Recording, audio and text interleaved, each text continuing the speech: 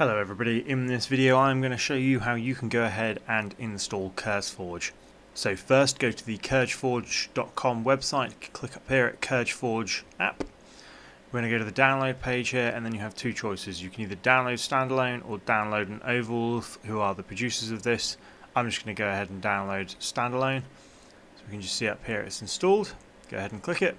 That will bring up the CurseForge installer. Just click next. Decide where you want to store it. You have to accept the terms of use and privacy policy, and there we go, it's going ahead and installing CurseForge.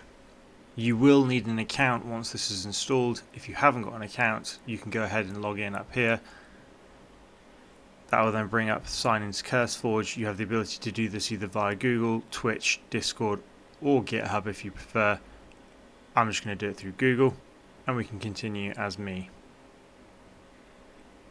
There we go, I have an account set up. Once it's finished installing, you can go ahead and log in.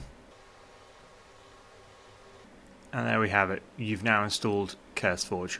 If you want to add any games, so I play World of Warcraft for example, but if you want to add any games, you can come up here to the top left and click Add a Game.